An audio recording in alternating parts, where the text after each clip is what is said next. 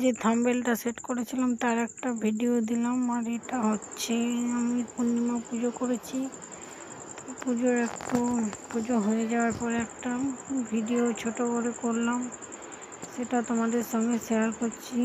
তো তোমরা দেখে পদে ভিডিওটা কেমন হয়েছে জানাবে, আর লাইক কমেন্ট শেয়ার, চ্যানেলটাকে আমার সাবস্ক্রাইব করবে প্লিজ গাইজ।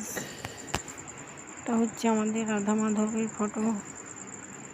এখানে পুজো হয়ে গেছে, প্রসাদ সাজানো আছে। আর ডান দিকে যেটা দেখলে এটা লক্ষ্মীনারায়ণ পুজো হয়েছে চৈত্রী পূর্ণিমা উপলক্ষে। আর এটা হচ্ছে আমার শাশুড়ি মায়ের ঠাকুর রাখার জায়গা।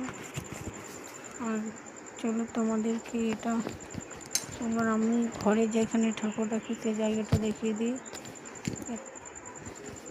একটা প্লাসটা দিয়ে ঠিক করে দেখিয়ে দিলাম। এখানে লক্ষ্মী থাকে, এখানে ঠাকুর থাকে মনসা, কালী, দুর্গা, রাধা মাধবের মুখটা সামনে থেকে তোমাদেরকে একবার দেখিয়ে দিলাম।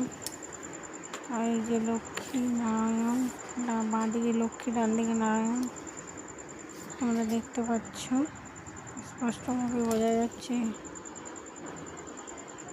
ভিডিও দিচ্ছি, চলো তোমাদেরকে একবার ঘরের ভিডিওটা দেখিয়ে দিই।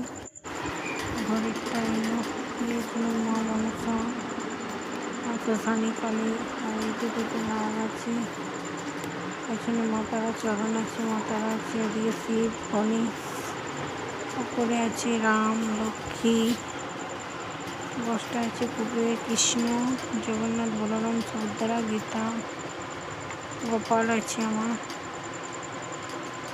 আর আছে বাবা বৈদ্যনাথ। আর বাঁ দিকে আছে মা তারা, মা তারা মেয়ে দেখতে পাচ্ছ, মুখটা জল জল করে উঠছে, তোমরা দেখতে পাচ্ছ। এই যে লক্ষ্মী, সেখানে আরেকবার দেখিয়ে দিলাম। আমি ভিডিওটা শেষ করছি।